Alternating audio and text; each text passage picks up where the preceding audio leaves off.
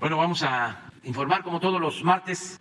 Expresamos nuestro pésame a familiares, amigos, a católicos por el fallecimiento del obispo emérito de Ecatepec, Onésimo Cepeda. Y vamos a dar a conocer la situación de la pandemia, como repito, lo hacemos los martes, y posteriormente abrimos para las preguntas y las respuestas. Sí quedaron pendientes unos compañeros, compañeras, y se va a tomar en cuenta. Son como 5, ¿no? 4. Y nos va a dar tiempo para dar oportunidad a más preguntas. Entonces empezamos ya con el doctor Jorge Artoza. Gracias, con su permiso, señor presidente. Muy buenos días y buenos días tengan todas y todos ustedes. Seguimos con la presentación de la adquisición de medicamentos adquiridos por el sector salud para la población de nuestro país. Como ustedes saben, la compra consolidada de la primera imagen, se les recuerdo, fue de 1.840 claves, 1.459.288.818 piezas y se han distribuido hasta hoy 608 millones. En la siguiente lámina les muestro la compra consolidada realizada por el INSABI para el 2022, que incluyó 1.982 claves equivalentes a 1.737 millones 542.650 piezas. De ellos, de medicamentos, 1.023.2 millones de piezas, 691.1 millones de insumos de curación y 21.21 millones de vacunación. Como pueden ver en la siguiente imagen, la compra de la UNOPS para cubrir el segundo semestre del año fue de 634 claves equivalentes a 212.034.852 piezas. De ellas, 152.17 millones de medicamentos y 59.85 millones de material de curación.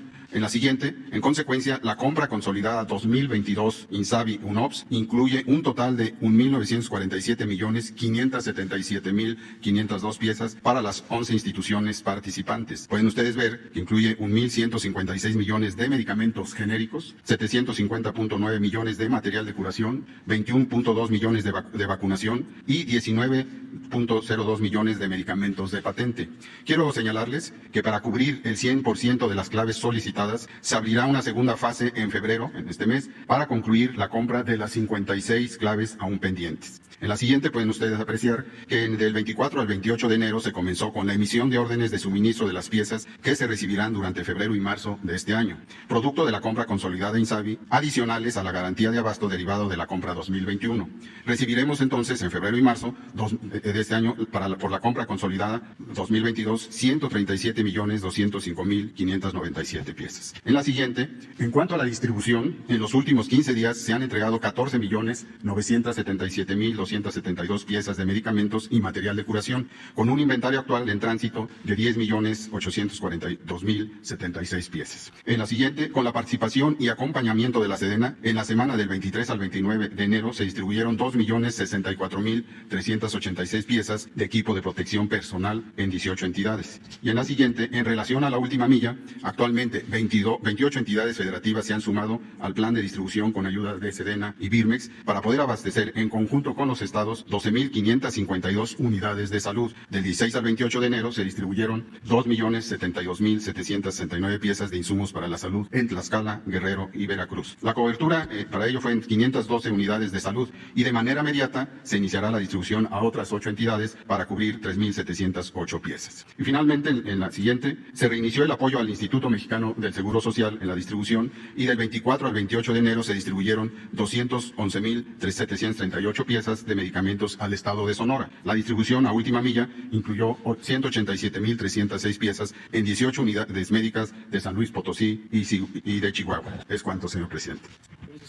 Su permiso, presidente, buen día, secretarias, secretarios, buen día tengan todas y todos. Vamos a comentar sobre el avance de la vacunación contra COVID-19 y una noticia positiva respecto a la epidemia, específicamente sobre la cuarta ola. Abrimos la semana ya con reducción. Se les redujo 31% los casos estimados en la quinta semana del año, que es en la que estamos viviendo, y esto es consistente con varias otras señales, como la reducción de la ocupación hospitalaria, la reducción de las incapacidades temporales laborales y la reducción del porcentaje de positividad. Son varias señales que nos muestran que ya llegamos al punto ACME y hemos pasado al punto máximo de esta cuarta ola de COVID-19 en México, dominada por la variante Omicron, y ya nos encontramos en la fase de descenso. Lo esperable es que esta fase de descenso se mantenga en las siguientes semanas, posiblemente a una velocidad semejante al ascenso, en la medida en que también la variante Omicron da periodos de enfermedad más breves. Y estaremos, como siempre, monitoreando cualquier cambio de tendencia para informarlo oportunamente si fuera el caso. Pero es definitivamente una señal muy positiva. Lo mismo vemos en la hospitalización, ya empieza a configurarse una tendencia de reducción en la mayoría de las entidades federativas, en 25 de las 32, y esto va a empezar a repercutir en que en las próximas semana o semana y media se estarán empezando a desocupar las unidades COVID en la medida en que haya más personas que egresan de aquellas que ingresan. Finalmente, la mortalidad todavía sigue en una tendencia a la alza, en la medida en que las personas hospitalizadas pudieron permanecer más tiempo y algunas desafortunadamente perder la vida. Recordamos que esta ha sido una fase de la epidemia muy caracterizada por los no vacunados. Quien llega al hospital y quien pierde la vida es, con toda probabilidad, una persona que no se vacunó o no se puso el esquema completo. La siguiente, por favor. También, como se sabe y hemos informado, desde finales de agosto, junto con la Secretaría de Educación Pública, monitoreamos las escuelas y la aparición de casos de COVID en las escuelas y, en general, de lo que ocurre en personas menores de edad. Como se ve en esta gráfica que ya conocen ustedes, la apertura de escuelas no significó una propagación rápida de COVID, pero en cambio durante el periodo vacacional de diciembre es cuando empezó la cuarta ola a expensas de Omicron, y también en personas menores es donde empezó a propagarse. Sin embargo, desde mitad de enero ya se ve esta reducción en los casos, también en niñas, niños, adolescentes que han estado en actividad en las escuelas, y no ha significado un repunte por esta razón. La siguiente nos muestra que solamente 0.26% de las más de 114,000 escuelas que participan en el sistema de monitoreo en todo el territorio nacional, solamente 0.26 han tenido que cerrar temporalmente algún salón o incluso todo el plantel durante algunos días en virtud de que existan brotes. Solo 0.26. Las siguientes imágenes nos llevan por el avance de la vacunación contra COVID. Ayer se pusieron 311,000 dosis. Llevamos en forma acumulativa 166,102,210 dosis utilizadas en 83,6 millones de personas. Solo resta 6% de completar su esquema. 94% ya tienen el esquema completo, de una cobertura general de 89%, en donde ya tenemos en todas las entidades federativas 70% y más. Las tres que quedaban un poco rezagadas, Chiapas, Oaxaca y Guerrero, ya alcanzaron 70%. El resto están muy por arriba. La Ciudad de México, como ha sido desde el inicio, la que tiene la cobertura más amplia y más temprana. Y veamos cómo va avanzando el refuerzo en la siguiente imagen.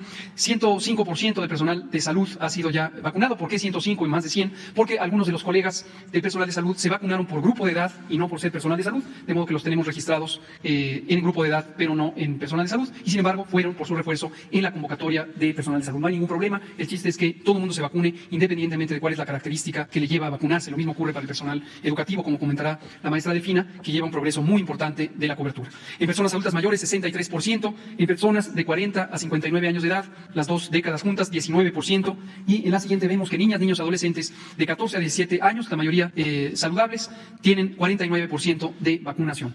Esto es todo. Gracias. Buenos días, presidente. Buenos días, integrantes del gabinete. Buenos días a todos los medios de comunicación y a quienes nos ven a través de los diferentes medios. En lo que se refiere al regreso a clases y avance de vacunación, ahorita en escuelas tenemos 179,990 escuelas abiertas. En alumnos tenemos 15,611,492 y en docentes tenemos 1,417,660. Efectivamente, como dice el doctor Hugo López-Gatell, las escuelas afortunadamente han tenido, por un lado, un incremento muy bueno en lo que se refiere a la asistencia, y al mismo tiempo nos han detectado casos complicados sobre la cuestión de alguna situación de que pueda afectar a los pequeños, pero eso obedece a dos grandes situaciones. Por un lado, el gran apoyo que hemos tenido de los padres de familia, de los maestros, en seguir el protocolo que se estableció como una medida de seguridad, y por otro lado también la participación de nuestros niños, de nuestros jóvenes que han seguido y que son muy disciplinados en seguir esos protocolos. Así de que felicitamos a los niños, a los maestros, a toda la comunidad escolar por el esfuerzo que han hecho, y además también me congratula mucho que nuestros universitarios, los del POLI, los de la UNAM también ya se suman a este esfuerzo tecnológico también, y eso hace que se eleve este número de asistencia. Como podemos ver, aquí jóvenes del Poli ya están haciendo sus actividades de prácticas, que son muy importantes. Si bien las clases en línea, las clases que se dieron a través de diferentes medios son importantes, no hay como la presencial donde pueden ya participar con prácticas que son importantes para el desarrollo de su carrera. Y al mismo tiempo tenemos de los jovencitos, la siguiente lámina es de avance de vacunación al personal educativo. Efectivamente, también tenemos un gran avance en ese proceso. Las dosis distribuidas, recordemos que fueron 2 tipos de vacunas, que es Moderna y AstraZeneca, dando un total de 1.869.419. Centros de vacunación fueron 430 y los estados ya concluidos son los 32. Si hacemos la invitación que si algún maestro por alguna causa no se vacunó en tiempo y forma, todavía existen en los estados algunos núcleos que nos están ofreciendo la vacuna. Yo los invito, agradezco mucho al sector salud, a los correcaminos, a Bienestar, a nuestros servidores de la Nación, aquí a Sedena y a todas las instancias de seguridad, porque todavía siguen atendiendo a pesar de que ya se concluyó. No queremos que ningún maestro, que ningún administrador, algún personal manual se quede sin vacuna. Recordemos que esta vacuna es para todo el personal educativo, no solamente maestros, administrativos y manual, así como también escuelas públicas y privadas. Hacemos la invitación para que se sigan vacunando, esa es la mejor forma de que podemos cuidarnos. Eso sería cuanto, y agradezco, insisto, todo el apoyo y los invito a que sigamos ya regresando a nuestra normalidad en las escuelas. Muchísimas gracias. Su permiso, señor presidente, buenos días. Breve actualización, la siguiente, por favor. Bueno, vamos a recibir de COVAX, les había dicho 11.7, van a ser 15 millones de AstraZeneca muy pronto para el plan de vacunación en curso. La siguiente, por favor. Con Colombia estuvimos la semana pasada para el plan de autosuficiencia sanitaria que se presentó por la CEPAL y que se aprobó aquí en la cumbre de CELAC, ustedes recordarán. Entonces, estamos avanzando para homologar las agencias regulatorias, compras en común, desarrollo de vacunas. La siguiente, por favor. Y por último, hemos tenido una actividad para reforzar las dosis de vacunas en los consulados de Estados Unidos, que nos han comentado mucho el presidente, que no descuidemos a nuestra gente allá. Son más de 40,000 dosis las que llevamos ahora, en enero. Y lo que son las jornadas de vacunación, llevamos más de 100 jornadas en combinación con los aliados que tenemos en Estados Unidos. Y más o menos aplicamos 90,000 pruebas en enero de manera gratuita en los consulados. Y si me autoriza, señor presidente, terminando, me retiraría a las 8 para darle seguimiento a lo de la demanda de armas. Gracias. Con su permiso, señor presidente, para continuar con el informe de distribución de vacunas. Adelante, por favor. De las vacunas que están en resguardo del INCAN y de Birmex, que son un total de 11.011.045, de estas se organizaron 3.441.390 para su distribución a diferentes estados. Vamos a ver esa distribución. Adelante, por favor. Por vía aérea se distribuyeron 682.890 dosis para atender a 5 estados de la República. 2 rutas aéreas se organizaron con aeronaves de la Fuerza Aérea Mexicana. La ruta 1 cubrió Quintana Roo, Yucatán, Campeche y Tabasco, y la ruta 2 hacia Tamaulipas. Por vía terrestre se distribuyeron 2.758.500 dosis. Estas se atendieron a 5 entidades que acudieron a Birmex e INCAN a recoger sus vacunas. Estos fueron la Ciudad de México, el Estado de México, Hidalgo, Puebla y Tlaxcala. Y de Birmex salió una ruta para cubrir 2 estados, Michoacán y Aguascalientes. Como ha sido siempre, la seguridad de todos estos movimientos está bajo responsabilidad del Ejército, de la Armada y de la Guardia Nacional. En resumen, adelante, por favor. El viernes 28 se hicieron la distribución de 682.890 dosis por vía aérea, 2.758.500 por vía terrestre, haciendo un total de distribución de 3.441.390. Se atendieron 12 entidades federativas, se realizaron movimientos en 14 rutas con sus 14 escoltas, se llevaron a cabo 7 operaciones aéreas para esta distribución, empleando 10 horas y media de vuelo. En forma general, el personal que se empleó, hombres y mujeres de la Armada, del Ejército, de la Fuerza Aérea y de la Guardia Nacional, 428, vehículos 42 y aeronaves 2. Es todo, señor presidente. Ayer hablaba de cómo se fue construyendo este movimiento de transformación con el apoyo, con la participación de muchos, mujeres y hombres. Y hace 2 días falleció una compañera que estuvo con nosotros también desde el inicio, Rosa María Cabrera. Y queremos recordarla. Ella estuvo desde el 88 y nos acompañó en los movimientos. Mira, ahí viene, esto es por allá por 90, y mandamos un abrazo a todos sus familiares, la recordamos. Fíjense que ella siguió en el partido que fundamos entonces, y sin embargo, antes de morir, tengo la información de sus familiares, estaba feliz por el triunfo que se había logrado al final de todo. Entonces, agradecerle mucho a ella, recordarlo. Muy bien, vamos a las preguntas. La lista, Erika Zoemí Ramírez. Buenos días, presidente. Buenos días a todos. Erika Ramírez, de la revista Contralínea. Presidente, ahora que ya se llevaron a cabo las elecciones en el sindicato petrolero y que, bueno, ya se están dando los primeros resultados de que fue Ricardo Aldana quien obtuvo la dirigencia del sindicato para sustituir a Carlos Romero de Champs, en Contralínea hemos documentado la transferencia de más de 20,000 millones de pesos que se hicieron en el sexenio de Enrique Peña Nieto durante la directiva de 3 funcionarios, entre ellos Emilio Lozoya. Aquí la pregunta sería si el gobierno mexicano va a investigar sobre estas millonarias transferencias, que hay que recordar que fue justamente Ricardo Aldana quien estuvo al frente de la tesorería de este importante gremio, y pues si el gobierno investigaría en este caso por qué Petróleos Mexicanos le transfirió estos 20,000 millones de pesos. Pues hoy va a informar sobre el resultado de las elecciones la secretaria del Trabajo, Luisa María Alcalde, y va a responder todas estas preguntas. Yo quiero expresar que por primera vez en la historia reciente se llevó a cabo una elección en donde participaron la mayoría de los trabajadores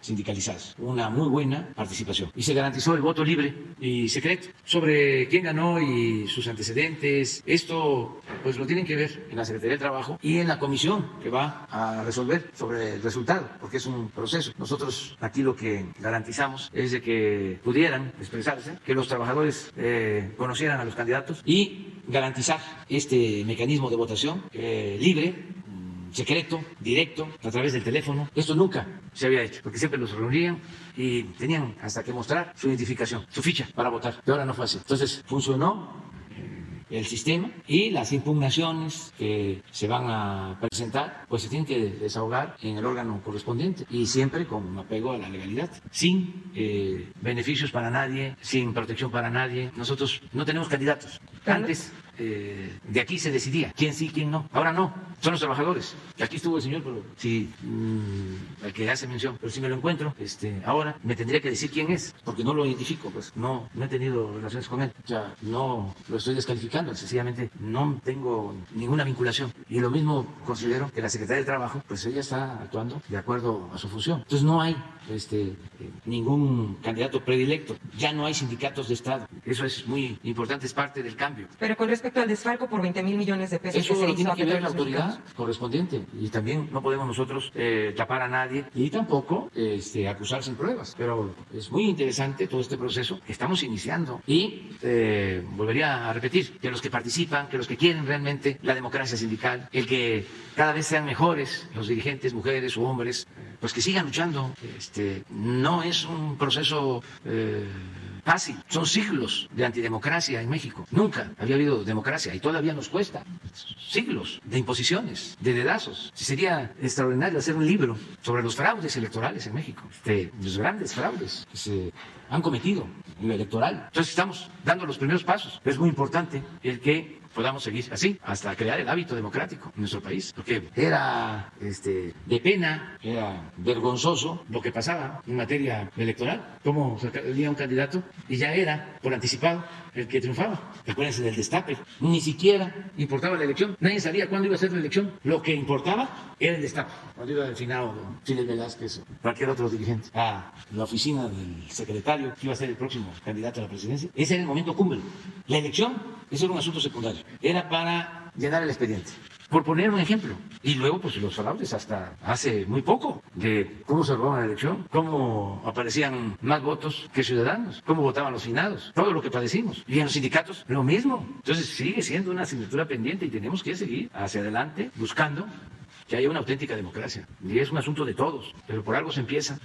En un segundo tema, presidente, y hablando de funcionarios que han permanecido enquistados en esta administración, tenemos en Contralínea pues conocimiento de que en los centros de la Secretaría de Comunicaciones y Transportes, en varios de los estados todavía hay funcionarios ligados a administraciones priistas y panistas. Por ejemplo, en Sinaloa está el ingeniero José Refugio, muy cercano al exgobernador priista Juan Millán. También el director del Centro Sonora, Godofredo Garner Anaya, quien estuvo vinculado al IMSS en la administración de Enrique Peña Nieto y fue subsecretario de Planeación de Infraestructura en el gobierno de Nuevo León con Jaime Rodríguez Calderón, el Bronco. En el Centro Nuevo León está Blanca Estela Aburto, quien trabajó en la administración del veracruzano Javier Duarte y tiene un historial de obras inconclusas en la Carretera Nacional de Veracruz. También el director del Centro Veracruz, Ramón Álvarez Fontán, quien fue director de carreteras en la Secretaría de Obras Públicas de Veracruz en la administración de Javier Duarte, y todos conocemos cuál es la historia de este personaje. Y ahora, este funcionario beneficia con contratos a empresas vinculadas con el exgobernador, como las asignadas a Salvador Mansur. En Oaxaca también está José Luis Chida Pardo, director del Centro de Comunicaciones y Transportes, vinculado con con el panista Felipe Calderón. ¿Se haría una revisión del trabajo que están llevando a cabo estos funcionarios en su administración, Se presidente? está haciendo desde el principio. Lo que pasa es que fueron muchos años, 36 años de política neoliberal, y pues se cundió de funcionarios sin vocación de servicio, y estamos buscando que se tengan auténticos, verdaderos servidores públicos. Pero es un proceso. También hay gente que viene de tiempo atrás y ha hecho un muy buen trabajo, y son gentes honestas que merecen respeto. Y hay otros impresentables. Lo que pasa es que ahí están, y es tan grande el gobierno, y se acomodan, y son como la humedad.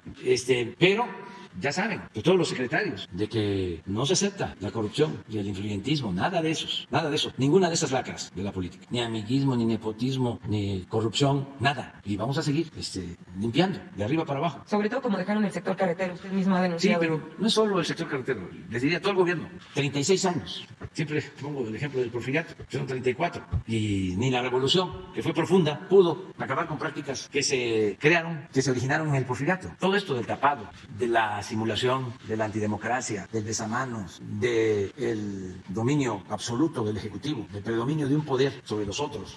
El poder de los poderes fue por mucho tiempo, el Ejecutivo y los otros poderes eran apéndices. Todo eso viene del Porfiriato, el partido único. Ya no era don Porfirio, él era el que hacía las listas, él imponía, él tenía sus hombres fuertes. Se morían los legisladores en sus curules. Hay una crónica de Reyes, Alfonso Reyes, cerca de su maestro, mi paisano, que fue su maestro en la Escuela Nacional Preparatoria, Manuel Sánchez Marmol. Y es buenísima la crónica de Reyes, que era pues un buen prosista, un buen escritor. Dice que a su maestro, a mi paisano, que había estado como defensor de la República, Sánchez Marmol, además escritor, lo habían nombrado diputado y tardó como 20 años o no sé cuánto.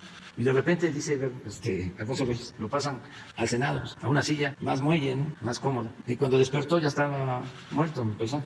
Ahí se morían. Como había reelección, pues eran los mismos. Entonces, ¿quién era el partido entonces? Pues Porfirio. ¿Quién fue el partido después de la revolución? Doña Porfirio. Entonces, es un proceso de democratización que tenemos que seguir impulsando. Y el porfiriato, pues 34 años. Pero el neoliberalismo fueron 36. Imagínense lo que caló en todo el gobierno. En Hacienda, en el servicio exterior, en economía, en todos lados. Hay segurísimo. En educación, quienes están en contra de nosotros, en contra del presidente. Y tampoco es para sorprendernos, ¿no?, alarmarnos. Lo mejor es convencer, ¿no?, persuadir, no imponernos, no correr a nadie.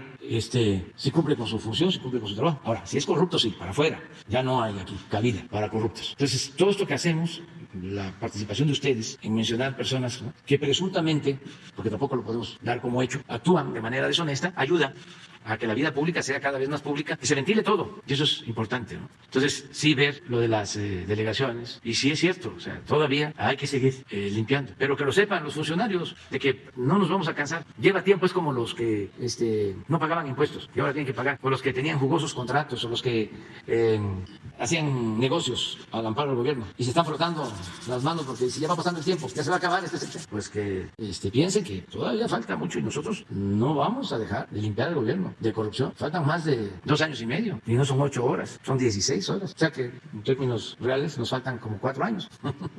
Y luego es probable de que continúe. Y se van a quedar esperando que regrese el tiempo de la corrupción y del influyentismo y de la impunidad. Ya esto va a cambiar, ya va a volver a ser como antes. Quién sabe, que no lo estén celebrando, porque ya es otra situación, es otra realidad y es otra mentalidad del pueblo de México. Ya por último, presidente, del sector hídrico también fue uno de los más lastimados durante este periodo neoliberal. En Contralínea tuvimos acceso a un análisis que hizo la Semarnat y la Conagua que da cuenta de 43 focos rojos del agua. Por su intervención, pues hemos visto la resolución de conflictos como la presa El Zapotillo o la presa Santa María, o también el decreto que se emitió a favor de los valles centrales de Oaxaca. Sin embargo, bueno, haciendo el análisis de este documento oficial, pues quedan 39 focos rojos del agua en distintas partes del país, entre ellas, por ejemplo, la contaminación del río Santiago en Jalisco y, la extracción de agua superficial en Chihuahua por grupos menonitas y mormones que hay en la entidad. En fin, son 39 ya focalizados, 15 de ellos de alta prioridad. Y todo esto también se dio en el marco de una ley de aguas nacionales que fue promulgada por Carlos Salinas de de Gortari, que benefició a grandes empresarios y que benefició, bueno, a quienes están acaparando el agua en el país. Actualmente, esta ley de aguas nacionales ya tiene 10 años en que debía de haber sido reformulada, propuesta una nueva ley general de aguas, y durante la legislatura pasada pues se consensó una ley que estaba respaldada por incluso organizaciones de la sociedad civil y que tenía como objetivo fundamental procurar el acceso y el derecho humano al agua de todos los ciudadanos. Esta ley no ha sido, pues sigue en desacato, y actualmente solamente se pretende modificar un artículo que es el artículo 4 que habla del derecho humano al agua. Sin embargo, pues esto no quita todo lo que tiene que ver con las grandes concesiones de agua que tienen los acaparadores. ¿Usted podría enviar una iniciativa alterna o hacer algo para que la Ley General de Aguas, que tiene que ser modificada, sea en verdad en beneficio de la gente? Sí, no lo descartamos, pero la agenda legislativa este año incluye 3 propuestas básicas. La reforma eléctrica, que tiene que ver también con lo del litio, que nos importa mucho. Lo de la Guardia Nacional, porque no queremos que esta institución que se está construyendo muy bien, que está siendo respaldada por el pueblo y que tiene como propósito proteger a la gente, no queremos que se corrompa, y pensamos que lo mejor es dejarla a la herida como parte de las Fuerzas Armadas. Nos importa mucho eso, esa iniciativa, porque si no, terminaría la Guardia Nacional como la Policía Federal, de donde salieron todos los que están ahora en la cárcel o en otros países protegiéndose, que todos casi pasaron por esta Guardia Federal, esta Policía Federal. Entonces, no queremos eso. Y la tercera es la electoral, que ya también es indispensable, ¿no? Por todo lo que hemos estado constatando. Necesitamos tener una muy buena ley electoral, autoridades electorales imparciales, gente íntegra, honesta, con principios, verdaderos demócratas. Entonces, son las 3 iniciativas. Y después vemos. Lo del agua es importantísimo, nosotros hemos avanzado, pero falta. Lo del agua tiene, como todo, que ver con el influyentismo y la corrupción. Imagínense, nada más así, en lo general, pensando con juicio práctico, cómo otorgar concesiones de explotación de agua en la zona desértica del país. Además, otorgar concesiones para extraer agua y producir cerveza y exportar la cerveza a Estados Unidos o a Canadá. Bueno, hasta en el caso de la leche, que se justifica más, que no es cerveza. O papeleras como Kimberly Clark. O sí, las papeleras. O sea, ¿por qué no en estas regiones donde no hay agua? Se ha llegado al extremo de lo que sucede en la laguna, que la gente tiene que exponerse porque el agua que se extrae del subsuelo trae arsénico. Y hay plantas para tratar arsénico. ¿Por qué llegar a ese extremo? ¿Por qué la sobreexplotación de los mantos acuíferos? Entonces, ¿cómo se permitió todo eso? ¿Por qué no se protegió a la gente? Primero el consumo doméstico, la salud, por encima de todo. Y se dan los permisos en donde hay agua suficiente.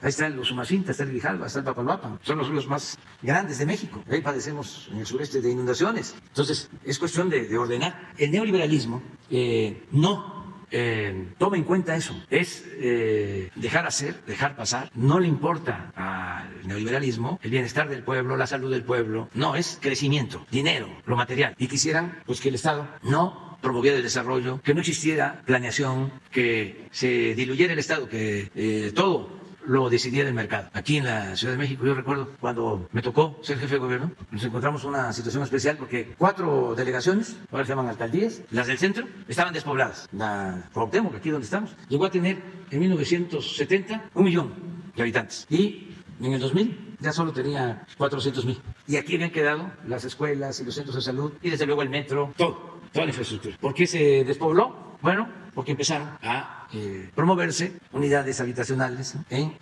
las delegaciones no pobladas y luego también por el terremoto y se fue despoblando el centro completamente. Ahora es distinto, pero cuando llegamos. Y así estaba Azcapotzalco, y así estaba Miguel Hidalgo, y así estaba la Benito Juárez. Entonces, en cambio, Iztapalapa, que en 1970 tenía 500,000, pasó a cerca de 2 millones de habitantes. Tlalpan tenía en 1970 120,000 y en el 2000 ya tenía 600,000. Entonces, ¿qué hicimos? Se decidió un bando para que ya no se permitiera la construcción de unidades habitacionales en zonas sobrepobladas donde no había servicios, no había agua. Esto es Iztapalapa, Iztacalco, Álvaro Obregón, Gustavo Madero, Tlalpan. Y se dio facilidades para que se repoblaran estas delegaciones. Y se logró, porque ahora ya hay mucho más gente. Bueno, hasta se pasaron. En el caso de Benito Juárez, empezaron a construir a diestra y siniestra unidades habitacionales y ya tienen población de más. Igual Miguel Hidalgo. Pero en su momento ayudó. Pero eso es parte de la planeación. Para eso es la autoridad. No es, a ver, construye donde quieras. ¿Y quién lleva los servicios? Porque la empresa inmobiliaria compra barato por hectárea, donde no hay servicio, vende a metro cuadrado. Pero ¿quién tiene que hacer el acceso, las avenidas, introducir drenaje, agua? Pues es el Estado. Siempre el negocio inmobiliario ha sido en la Ciudad de México y en muchas partes un negocio jugosísimo, hasta después de la Revolución. De eso trata en buena medida la novela de Carlos Fuentes, La región más transparente, de un revolucionario que llega aquí a la Ciudad de México y tenía información privilegiada de cómo iba a construir el gobierno, las grandes avenidas, y compraba terrenos y obtenía una plusvalía. Y así se hizo inmensamente rico ese revolucionario. Luego se hizo banquero. Creo que el personaje era de apellido Robles. Es muy buena novela de Carlos Fuentes, la recomiendo. Pero era ese negocio, entre otros, por lo que estás planteando. Muchas gracias, presidente. Por lo del agua, sí, muy bien. Sigue José Eduardo. Buenos días, señor presidente. Eduardo Esquivel Ancona, SDP Noticias. Mi primera pregunta es, ¿qué está haciendo el gobierno de la Cuarta Transformación para frenar el cambio climático? Y si esta estrategia que tiene el gobierno de la Cuarta Transformación es regional, se incluye a Estados Unidos y a Canadá. Esto se lo digo porque los Estados Unidos son el segundo país que más emisiones de CO2 emiten en el mundo. El primer lugar es China. Y los Estados Unidos per cápita de emisión de CO2 son el primer lugar. El tercer lugar es Canadá. México está afortunadamente muy abajo. Estados Unidos al año emite por persona 17.5 toneladas métricas de CO2, Canadá 15.3 y México los mexicanos solo emitimos al año 3.5. Entonces yo quisiera saber si qué está haciendo el gobierno para frenar ese cambio climático, y también si en la estrategia no nomás hay que ver, porque es un mito que solo las plantas de la Comisión Federal de Electricidad son las que contaminan, o las plantas de Pemex. Esto se lo digo porque en Monterrey se queja mucho la gente de la contaminación de la refinería de Cadereyta. Pero se hizo un estudio en el 2020 de parte de la Semarnat y pues hay 8 centrales eléctricas, 3 de Iberdrola, que contaminan más que hay una en específico que está al lado de Escobedo, en Nuevo León, que contamina 145 veces más que la refinería de Cadereyta. Entonces esa sería mi primera pregunta. Sí, hay que tener cuidado con este discurso a favor de evitar el cambio climático o enfrentar el problema del cambio climático. Desde luego, tenemos todos que ayudar a tener un ambiente más sano, pero también hay mucha demagogia en todo esto, como en otros temas, ¿no? Pero no quiero tratarlos ahora. Por ejemplo, lo que mencionas, que es bueno para informarle a la gente sobre quiénes contaminan más en el mundo. Acabo de ver una información, a ver si se encuentra en las redes, sobre eso, los países que más contaminan, que tiene que ver con lo que tú planteas. Pero eso los pseudoambientalistas mexicanos no lo dicen, porque son pseudoambientalistas. O sea, de repente, para hacer negocios sucios, se convierten en defensores de energías limpias. Pero sería muy bueno que se conociera. Pero es como tú lo planteas. Por ejemplo, en el caso de la extracción de petróleo, de estos recursos que se deben de cuidar, se deben de conservar, porque son recursos no renovables. Bueno, es cosa de ver cómo se extraen, quiénes extraen más, qué países. O sea, un doble discurso, ¿no? Cumbres para la defensa del medio ambiente, para evitar el cambio climático, pero por el otro lado, autorización para extraer más crudo. ¿Qué estamos haciendo nosotros? Bueno, tenemos un límite para extraer petróleo crudo, 2 millones de barriles al día, y no vamos a pasar de ese límite.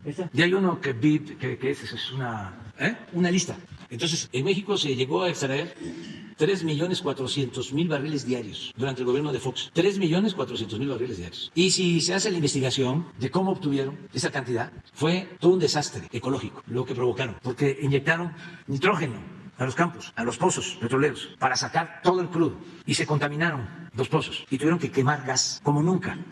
Gas a la atmósfera. ¿Quiénes idearon eso? ¿Qué intereses estaban detrás? Ese es un buen campo de investigación, pero no lo tocan. Son temas vedados para los investigadores, científicos, intelectuales, escritores. Eso ya se olvidó. Pero así está. Entonces, nosotros, nuestra política es no más de 2 millones de barriles. Estamos modernizando, que no se habían hecho, no se habían atendido las plantas de las refinerías para no contaminar. Estamos cambiando turbinas para producir más energía con agua que no contamina y que además es más barato. ¿Pues sabe lo que hicieron estos corruptos? Dejaron establecer en la reforma energética que la energía producida con agua no es energía limpia, porque es la energía que más produce la Comisión Federal de Electricidad. A ese nivel de aberración. Claro que no es un asunto técnico, ni modo que no lo sepan. Es un asunto de negocios, porque si le permitían a la Comisión considerar las hidroeléctricas como energía, como productoras de energía limpia, les iba a competir a los privados. Y el propósito era favorecer a las empresas extranjeras. Ya les comenté, esto es el extremo, fue el colmo. Se inundó Tabasco porque tuvieron que soltar agua, porque acumulaban agua en los vasos de las presas de Grijalva, porque no se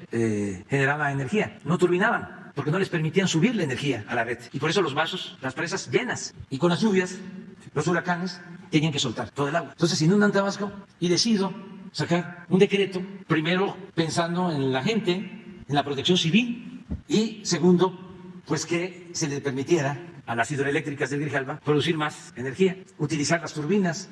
De 6 turbinas les permitían utilizar una, no turbinaban. Se expide el decreto, esto hace un año, y empiezan las 4 hidroeléctricas de Grijalva a producir con 3, con 4 turbinas. Aumenta la generación de energía más de 200%, y en eso cae un amparo de una empresa italiana, así como Iberdrola. Y desde el juez se para y se vuelven a llenar los vasos con el riesgo de inundación. Les importa la gente, les importa el bienestar del pueblo. A estos jueces del Poder Judicial les importa la defensa de la hacienda pública. No, son jueces al servicio del dinero. Es como ahora los legisladores. Va a estar muy buena la polémica y sobre todo el que podamos saber los mexicanos cómo van a votar los diputados la reforma eléctrica. Si van a votar a favor de la Comisión Federal de Electricidad, del servicio público, o van a votar a favor de Iberdrola y de las empresas particulares. Que ahí sí no hay para dónde hacerse. Por más que Oxxo diga que paga muy poco, mucho por la luz, o que paga igual que los consumidores domésticos, y que lo apoye Krause, por más que digan eso. Son momentos de definición y va a haber tiempo para aclarar. Ya se ha venido aclarando cómo los Oxxos pagan menos que los consumidores domésticos y que las tiendas de abarrote. Entonces, ¿qué estamos haciendo? Pues cambiando turbinas, evitando la contaminación, no extrayendo petróleo más allá de lo que necesitamos para el consumo interno,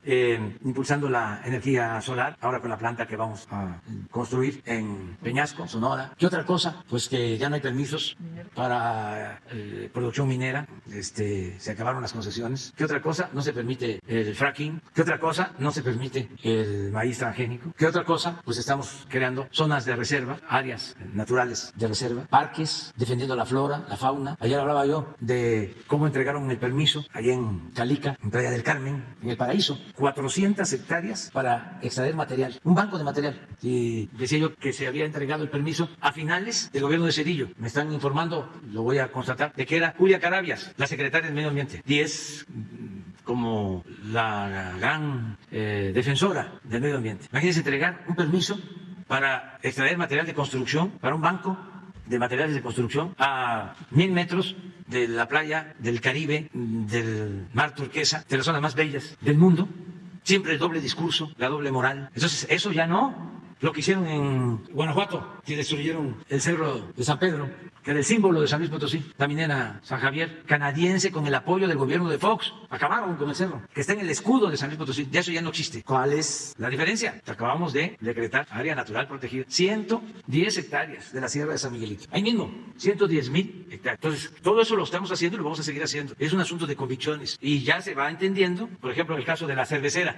Lo estaban los conservadores gobernando en Baja California, en Mexicali. Le entregaron a una cervecera extranjera todo el agua de Mexicali, el agua de uso doméstico. Afortunadamente, cuando los señores dueños de esta cervecera supieron de lo que se trataba, pues se entendieron de que era indebido. Además, se hizo una consulta y la gente dijo, no, nunca se había dado una manifestación tan participativa en Mexicali como la que se llevó a cabo para defender el agua que le querían entregar a la cervecera. Porque Mexicali, a diferencia de Tijuana, más más tranquila en cuanto a que es una ciudad de servicio gubernamental, como es la capital, trabajan más servidores públicos, y yo estaba sorprendido de las grandes movilizaciones, dieron un gran ejemplo a nivel nacional, los de Mexicali, y los las cerveceras pues entendieron, y ahora van a poner en Veracruz su planta, pues allá hay agua. Entonces, ¿qué es lo que se tiene que hacer? Entonces nosotros vamos a seguir protegiendo el medio ambiente. Lo otro que es muy importante, que nunca se había hecho y ni se hace en el mundo, que no les gusta a los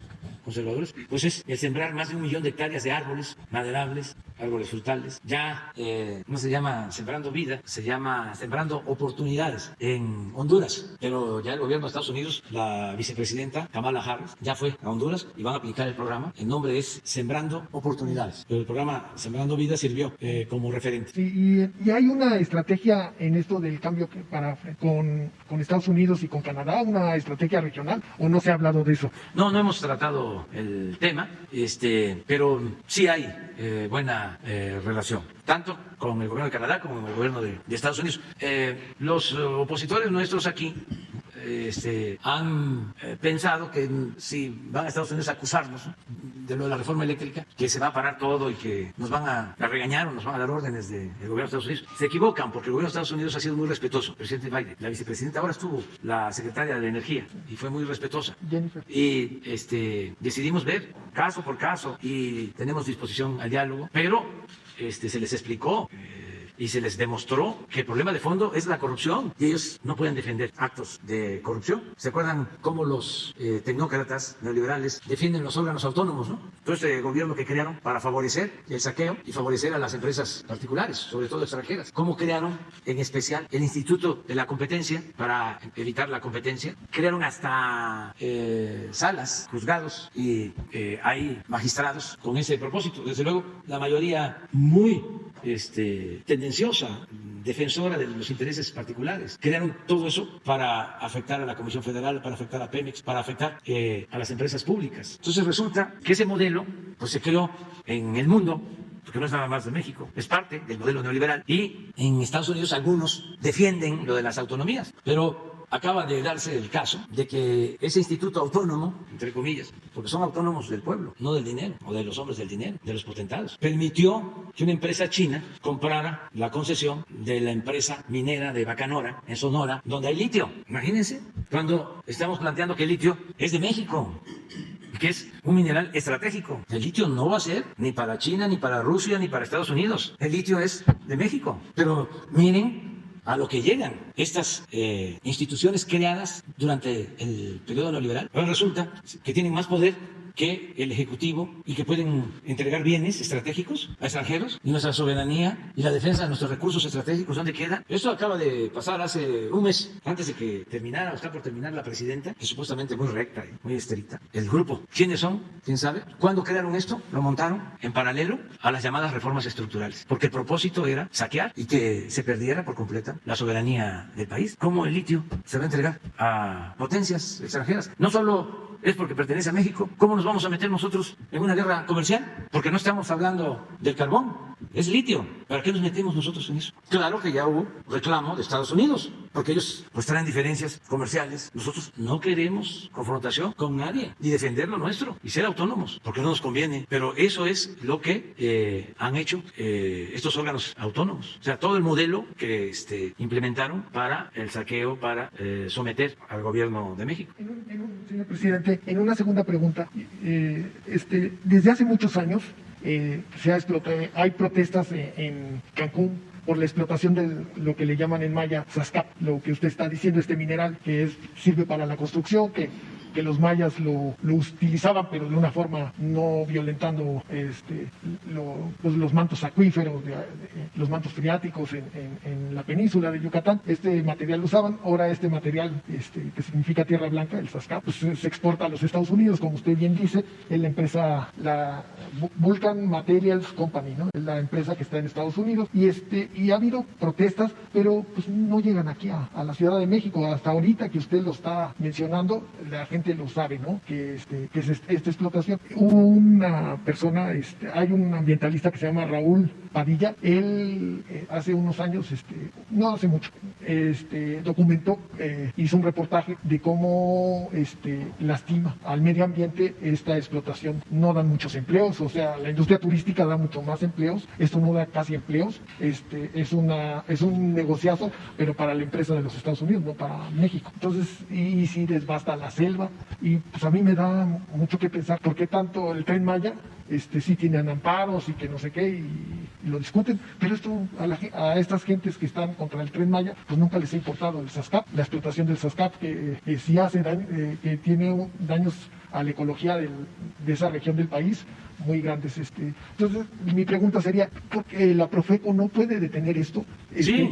Ya lo detuvo en 2017, pero fue temporal. Sí, no. Se multó y le quería comentar otra cosa, señor presidente.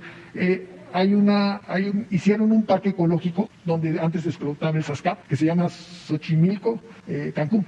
Y entonces era una explotación minera de SASCAP, pero ahora ya es un centro turístico y va mucha gente y da empleos y se conserva el medio ambiente. Entonces, usted lo dijo ayer, ojalá y se pueda convencer a estas gentes de hacer esto y que se deje de explotar este material. Sí. Muchas gracias. Sí, ya se lo planteé al embajador Esteban Moctezuma que establezca comunicación con la empresa. Ya estuvo Esteban en Quintana Roo porque quise que viera pues el daño que se causa y es así.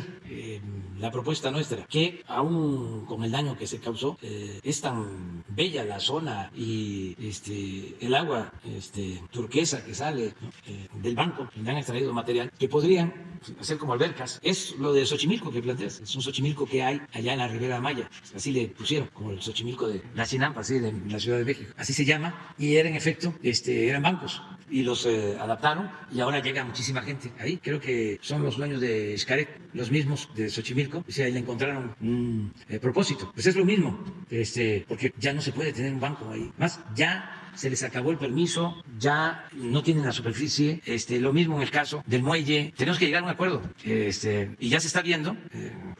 Ayer me habló Esteban que decían los señores, porque se saben, fíjese, las cosas que aquí se dicen, que los señores decían que sí, ¿por qué lo había yo mencionado? Que lo veían como algo inapropiado si queríamos llegar a un acuerdo, que pensaban que también pudo ser de buena fe. Pues sí, es de buena fe, pero es también ya transparentar todo. Si no ayudamos al medio ambiente, todos, pero además demandan al gobierno de México. Quieren no sé cuántos millones de dólares, porque no respetan ninguna ley, ningún contrato. Entonces, yo espero que ahora que los dueños se den cuenta de lo que se trata, porque sucede que tienen aquí representantes, despachos, ya sea jurídicos, fiscales, y los de aquí estaban acostumbrados pues a comprar a todo el que se dejaba, y así resolvían. Autoridades estatales en Quintana Roo o aquí, y por eso le dije a Esteban, no busques al representante, no estoy hablando mal de él, es que ya por experiencia, una vez hablé con el señor de Walmart, uno de los dueños, y me dijo, es que en el pago de los impuestos, es que nos dice nuestro representante que estamos fuertes. Le digo, están mintiendo, no están fuertes. Mejor envíe gente de su confianza al SAT para que le informe. Y el señor ya se convenció pues, de que no estaban fuertes. Pero el que lo estaba mal informando era su representante. Entonces, pues es lo mismo. Le dije, Esteban, buscas a el presidente del consejo, porque esta empresa es muy fuerte y tiene financiamiento de fondos de inversión. Entonces, ponen la demanda a nivel internacional en contra del gobierno de México. Bueno, si vamos a eso, pues vamos al pleito abierto. ¿Y qué es abierto? Que se sepa. 1.500 millones de dólares más intereses. Imagínense, cuando están vencidos los permisos y todo. Además, mínimo, lo vamos a dar a conocer. Toda la historia. Y no solo en México, en el mundo. Y vamos a recurrir a la ONU. Sí, si no hay acuerdo. Y no es amenaza ni advertencia, es sencillamente ya se acabó la impunidad. Y yo estoy seguro que los accionistas principales no saben de esta tragedia. Estamos hablando de la destrucción de 500 hectáreas. ¿Por qué no pones de nuevo el plano de Quintana Roo? Ya que tiene que conocer más. Pero luego, ¿cobrarnos? ¿Por qué? ¿Material de construcción para Estados Unidos?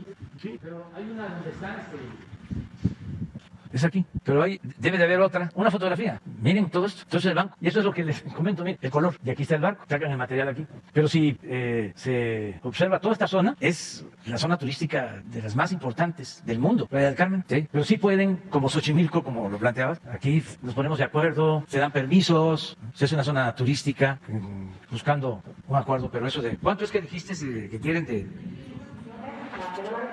1.500, sí. Sí, pues eso no.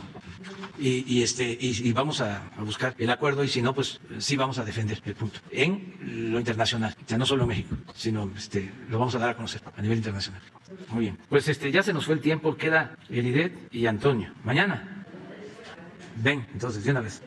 Elidet Fernández, de Noticias del Movimiento Conciencia y del programa radiofónico Iztaccíhuatl en el Sendero de la Luna. Buenos días, señor presidente, buenos días a todos los presentes. Una sola pregunta y un breve mensaje. Señor presidente, se expuso en este espacio hace unos meses que varios integrantes del gremio cultural, algunos de ellos miembros de la red de artistas e intelectuales por la abolición de la tauromaquia, estaban gestionando la donación al pueblo de México importantes colecciones de arte. Para rememorar, se trata de la colección de arte prehispánico Maldonado Anzó, integrada por 93 piezas, la cual ya fue entregada al INAH. Además de miles de piezas de Ernesto García Cabral, mismas que están siendo inventariadas por el INBA. Se encuentra en espera de ser visitada en Oaxaca para su tramitación la colección René Bustamante, conformada por 3.000 piezas entre máscaras de danzas mexicanas, textiles, arte africano y de Nueva Guinea. Colección rigurosamente documentada por el antropólogo que ha reunido una vasta selección de obras representativas de arte de pueblos originarios del mundo. Numerosos mexicanos celebramos que tanto usted, señor presidente, como el titular de Relaciones Exteriores, Marcelo Ebrard, ante el anuncio de una posible cambio de propietarios de Citibanamex, se hayan expresado a favor de que su importante patrimonio cultural pase a ser propiedad de la nación para su preservación y para disfrute de los mexicanos. ¿Qué decir de las obras de arte y documentales pertenecientes a la colección del poeta Carlos Pellicer, que han sido donadas al INBAL? En ese tenor, señor presidente, nos manifestamos también, como lo han hecho la secretaria de Cultura Alejandra Fraustro y la doctora Beatriz Gutiérrez Müller, como muchos otros compatriotas, en contra de las subastas de piezas arqueológicas que pertenecen al patrimonio de México. Hashtag mi patrimonio no se vende.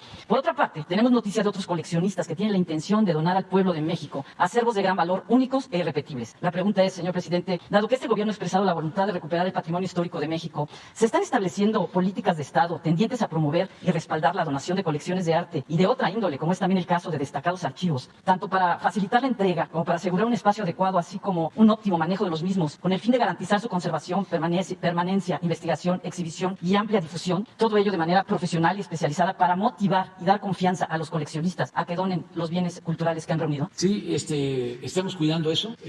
Muchos donadores se preocupan por conservar o porque el Estado garantice la conservación de esas obras. Y es parte de nuestro compromiso. La donación que hizo Carlos Pellicer López, sobrino del maestro Carlos Pellicer Cámara, tiene esa garantía en Bellas Artes. Y así vamos a garantizar todas estas colecciones. Estamos buscando la forma para que se protejan todas las colecciones que nos están entregando. Sé la importancia que tiene para los poseedores de estos bienes artísticos. Y sí, estamos viendo eso que tú estás planteando. Me consta, era el jefe de gobierno de la Ciudad de México, y siendo mi amigo Carlos Monsiváis, le pedí que nos donara su colección sobre arte popular, lo que es ahora el Museo del Estanquillo. Y me dijo, sí, pero necesito la garantía de que cuando termine el gobierno se va a seguir apoyando el museo. Y se tuvo que crear un comité del centro histórico con empresas que ayudaron para garantizar el mantenimiento del museo. Entonces, los que entregan las piezas, pues sí cuidan eso, ¿no? Quieren que se conserve lo que tú estás planteando. Y un breve mensaje.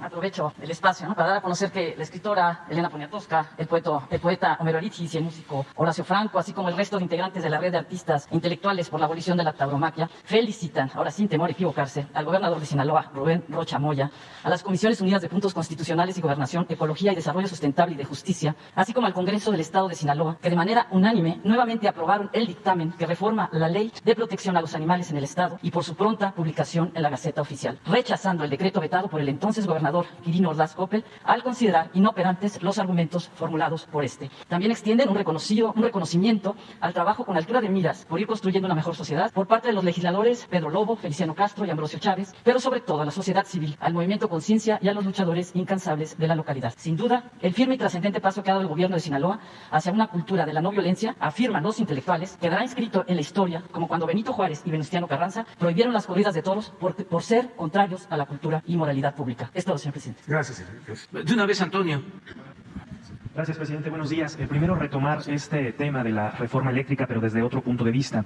En días recientes terminaron los foros del Parlamento abierto en la Cámara de Diputados sobre esta reforma. Sin embargo, de acuerdo con una estrategia interna de la propia CFE, esta empresa abordó estos foros que se perfilaban como técnicos como una puesta en escena. Así se describió en este documento interno de la CFE. El documento se llama Comunicación en Parlamento Abierto, presidente. Sobre este tema, preguntarle entonces por qué evadió la CFE un debate técnico y se ajustó a una estrategia, como decía, de puesta en escena, presidente. No tengo información sobre eso, pero sí los técnicos de la Comisión Federal están defendiendo la reforma y tengo información que no solo los técnicos, los trabajadores de la Comisión Federal de Electricidad están defendiendo la reforma y se van a manifestar, van a expresar su apoyo a la reforma. Sobre el documento que haces referencia no lo conozco, no tengo información. ¿No se hizo una defensa de esta manera, presidente, solamente haciendo una puesta en escena para la ciudadanía, como dice este documento? No, puede ser, no tengo información. Lo que sí es importante es que es un tema de interés público. Tan es así que me llama la atención, no me extraña, de que a favor de los Oxxos esté Krause. Es interesante, pues, a ver si no está un mensaje de Oxxo y Krause. Con todo respeto, pues, desde luego el Reforma y otros, los Oxxos que son del señor Fernández, de FEMSA. Esa empresa tenía o tiene la práctica de contratar políticos para sus relaciones públicas. Un señor que fue director del CISEN, ahora me acuerdo, es que el post-COVID, no, primero estuvo, del Villar y luego del Villar, de apellido de Yucatán. Pues por ahí estuvo García Luna y antes estuvo el almirante Wilfrido Robledo, pero antes del Robledo, Tello Peón. Ese estuvo trabajando ahí. Y luego contrataron a Genaro Borrego, que fue secretario particular de Miguel de la Madrid y luego pues gobernador de Zacatecas y creo que también del Seguro. Sí, ¿verdad? Ese lo tenían también. Y ahora tienen a Campa, y bueno, a Reforma, pero eso ya es de dominio público. Pero a ver, y pues, sí, el del Oxxo. Pero más, en la investigación que tenemos, ¿no está recibiendo dinero Krause de Oxxo en la lista, en el libro? A ver, porque sí reciben dinero él o recibían, Aguilar Camín, hasta del Consejo Coordinador Empresarial. Aquí está, mira. Esta es la campaña de Oxxo, ante la campaña presidencial contra los Oxxo, y retuiteó Krause. Pero eso está bien, o sea, que cada quien agarre su camino, se posicione. O sea, fuera máscaras. ¿Ya hubo una respuesta por parte de los Oxxos a esta invitación o reto que lanzaron la semana pasada de debatir públicamente? No tengo entendido de que hayan aceptado, pero sería muy bueno. Eso es lo mejor. ¿Ya dijo que sí? ¿Mande? Bueno, a ver, ¿por qué no lo pones? No, es que... ya, es un moderado... ¿sí? Y le echan la culpa a él. ¿Sí? Que ahora vamos a hablar también de otro tema importante, sobre la embajada en Panamá. Sí, esa es la lista, ¿sí? No, pues... Pero ya no se ve.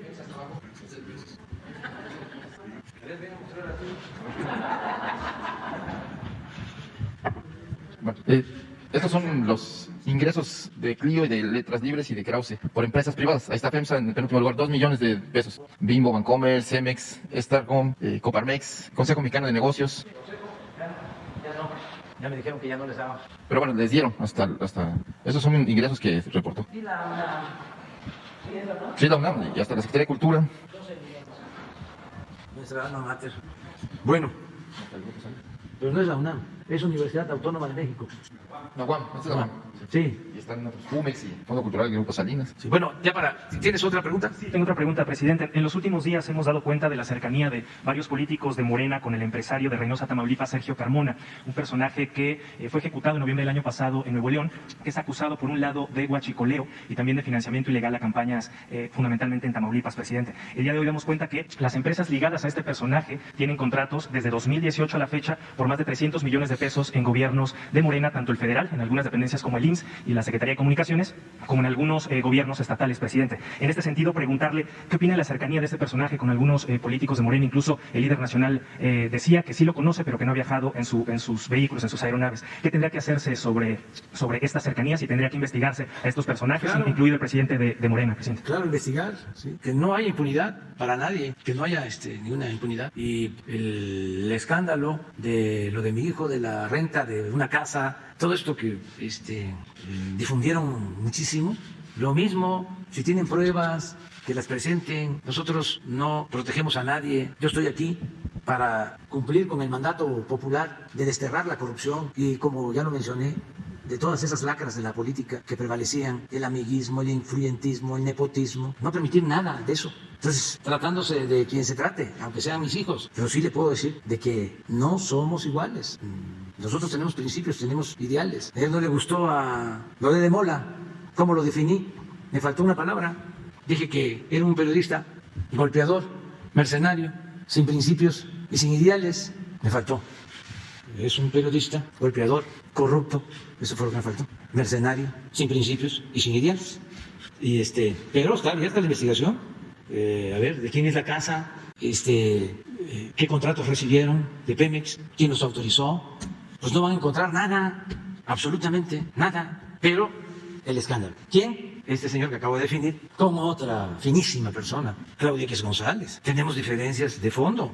Imagínense, Claudia X González con Loret de Mola, pues fueron los que instrumentaron toda la campaña en contra de los maestros cuando la llamada reforma educativa. Hicieron juntos hasta una película, un documental. Claro que tenemos diferencias, no coincidimos, pero en nada. Claudia X González pues son más salinistas que Salinas. Su papá fue asesor de Salinas. Se quedaron con empresas de la industria eléctrica, socios de Iberdrola, muy molestos con nosotros. Recuerdo que en una reunión en el 2006 con empresarios estaba Roberto Hernández y estaba este joven Claudio X González reclamándome porque yo decía que no habían pagado impuestos cuando vendieron Banamex precisamente. Y él, enojadísimo. O sea, no es nuevo. Ellos participaron en el fraude del 2006 cuando impusieron a Calderón y les pagaron re bien. De lo que me acuerdo, les entregaron Aeroméxico después de la elección del 2006. Antes, en el 2000, Fox se le había entregado Mexicana a Gastón Azcárraga. Tenemos muchas diferencias y las vamos a seguir teniendo. Y qué bueno, porque ya no hay medias tintas. Presidente, así como asegura que en el caso de su hijo no encontraría nada, ¿metería las manos también al fuego por estos personajes de Morena ligados a este empresario? No conozco esto, pero nada más por información general. Lo que viene del periódico de ustedes lo veo siempre, con mucho cuidado. Hay incluso denuncias ante la Fiscalía, presidente. Pero es que ustedes son defensores de la mafia del poder. O sea, ustedes, no tú, de los machuchones, estoy hablando. Se han callado durante todo el tiempo que se dedicaron a saquear y de repente se convierten, ¿no?, en defensores de la transparencia, de la honestidad. Puede ser que haya algún escritor en su periódico, profesional, objetivo, pero está difícil. Casi todos son doctrinarios. Es como cuando existía el Imparcial, guardada las proporciones, porque el Imparcial en la época de Porfirio Díaz llegó a tirar 130,000 ejemplares diarios en aquellos tiempos. Pero el Imparcial estaba completamente a favor de Porfirio Díaz y en contra de la oposición. Así están ustedes, completamente en contra de nosotros y a favor de la mafia del poder, del conservadurismo, del bloque conservador. Y si no los alaban o no les queman incienso, se quedan callados. Entonces, por eso no sé. De lo que sí le puedo decir es que nosotros no permitimos la corrupción ni la impunidad. Y también no voy a perder mucho tiempo, convenciéndoles ya a ustedes y a los que se sentían dueños de México. ¿Cuándo los voy a convencer? Bueno, hasta sectores de clase media, aspiracionistas. No escuchan, no quieren saber nada. Es como decía el maestro Pellicer, sigan su camino. Nosotros vamos a seguir haciendo nuestro trabajo, ¿sí?, informando y sobre todo evitando la corrupción y ayudando a la gente humilde, a la gente pobre y que el país salga adelante. Pero querer convencerles, a ti a lo mejor sí, porque incluso estaba yo viendo que te apellidas Baranda y a lo mejor eres también familiar de Sáenz de Baranda, que fue un defensor de la independencia cuando se expulsó al último reducto español que estaba en San Juan de Ulúa. Y luego 2 hermanos Baranda de Campeche fueron liberales. Y así, hay de todo. Y además yo tengo que respetarte a ti, y ya te lo he dicho en otras ocasiones, ¿no? Pero también tengo que hablar con mucha claridad, porque si les concedo de que son independientes, que no lo son, siguen engañando y le hacen mucho daño al movimiento de transformación y al país, porque siguen con la simulación.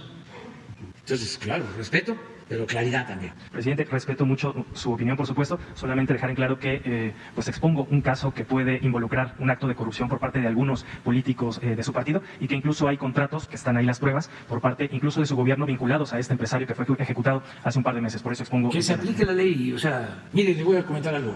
Hace como 10 días me planteó el secretario de Gobernación que había buscado el fiscal general para decirle que no podía enviar, como lo estaba solicitando el INE, un expediente de mi hermano sobre esto del dinero que recibió en un proceso que ni siquiera era campaña, pues, y que no lo podía hacer por una cuestión técnica, legal. Y le dije al secretario de Gobernación que con todo respeto le pedía yo al fiscal que enviara el expediente al INE, así. Entonces, quien resulte responsable que sea castigado, no fabricar delitos, pero no encubrir a nadie. Cero impunidad, cero corrupción. Si por eso llegamos aquí, no es más de lo mismo. Entonces, adelante, y que no se tarden en las investigaciones. También lo digo de manera respetuosa al fiscal, al que le tengo confianza y lo considero un hombre íntegro. Que no se acumulen casos, porque también eso da pie a que la prensa conservadora, cuando son asuntos en contra nuestra, los estén utilizando. No, que ya sea rápido, que sea expedito, lo más que se pueda, todo, que salga y que cada quien asuma su responsabilidad. Bueno, que se investigue, eso es mi respuesta. En el caso de los contratos, ¿sería algo en particular por parte de su gobierno? Son más de 338 millones de pesos. Pues que no hay denuncia presentada. Hay denuncias ante la Fiscalía. Pues eso, pedirle al fiscal, eso lo podemos hacer nosotros. O sea, ya nos está escuchando.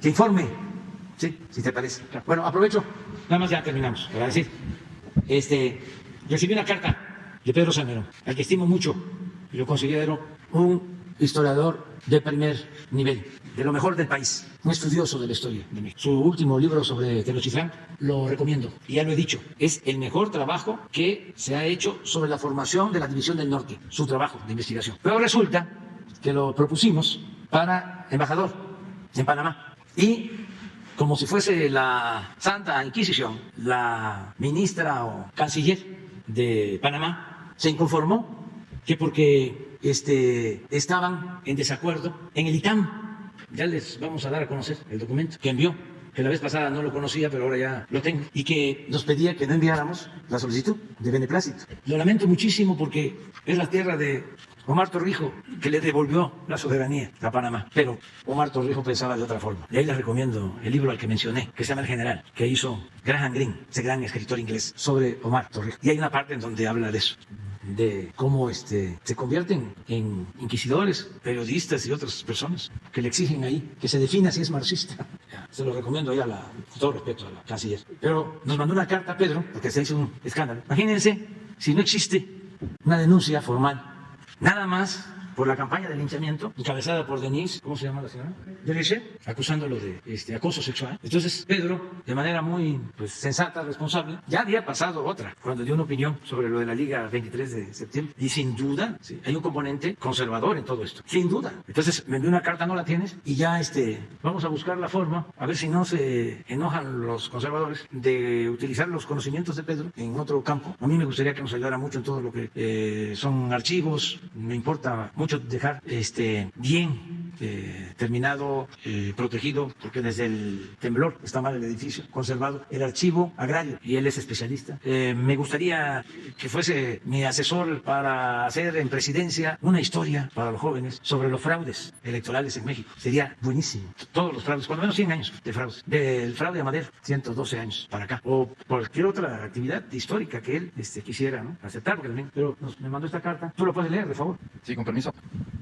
Sí, la carta está fechada en Guadalajara, Jalisco, 30 de enero del 2022. Dice: licenciado Andrés Manuel López Obrador, presidente constitucional de los Estados Unidos mexicanos, presente. Muy estimado señor presidente, en estos días recuerdo los de septiembre de 2019, cuando un texto mío fue descaradamente tergiversado para suscitar un linchamiento mediático contra mi persona, similar en intensidad, aunque inferior en vileza, al que desató la propuesta que hizo usted para designarme embajador de México en Panamá. El actual linchamiento ha rebasado nuestras fronteras, justo cuando la política exterior mexicana ha tomado un nuevo liderazgo en América Latina, actualizando nuestras mejores tradiciones de defensa de la soberanía y los principios de no intervención y autodeterminación de los pueblos. Esa es la política de su gobierno, señor presidente. Un gobierno durante el cual muchas de las demandas históricas del movimiento feminista se están volviendo realidad. Resaltemos, a guisa de ejemplos, la resolución de la Suprema Corte de Justicia de la Nación sobre la interrupción legal del embarazo, la aprobación de la Ley Olimpia y la paridad de género en su gabinete. Al convertirse la propuesta de mi nombramiento en un tema de género y política internacional, he creído pertinente, señor presidente, hacer como en 2019. Si usted cree que lo mejor para México y para el gobierno que usted preside es que yo dé un paso de costado, pongo a su disposición mi declinación al cargo que me ofreció. Agradezco sus palabras y su defensa. Su amistad y su confianza son para mí mucho más importantes que cualquier cargo o empleo. Nunca los busqué. Los acepté fue para servir a la República y a un gobierno que, pese a que está transformando al país y cuenta con el 70% de la aprobación popular, o justamente por eso, despierta la ira de quienes se beneficiaron de la corrupción, los privilegios ilegales y las injusticias del antiguo régimen. Permítame hacer un paréntesis. Sobre estas dolorosas acusaciones he reflexionado y callado durante meses. Ahora empezaré a escribir sobre los temas relacionados contra mi persona y mi dignidad, tomando en cuenta los aspectos fundamentales que hoy debaten mujeres y hombres, llamando a construir nuevas masculinidades. También escribiré pronto sobre los aspectos jurídicos y políticos de este debate. Quedo, como siempre, a sus órdenes, reafirmándole la seguridad de mi aprecio personal y mi lealtad al proyecto que usted encabeza con firmeza experiencia, inteligencia y sensibilidad sin par. Atentamente, doctor Pedro Salmerón Sanginés, historiador. Bueno, vamos a presentar una propuesta, a ver si la acepta el gobierno de Panamá. No creo que el presidente de Panamá esté enterado, yo creo que eso tiene que ver más con la canciller, pero pues ya les informo que vamos a proponer como embajadora para Panamá a la senadora suplente, Jesusa Rodríguez. Ella va a ser, si lo acepta el gobierno de Panamá, si da su beneplácito, la embajadora de México en Panamá. Bueno, muchas gracias. Adiós, adiós.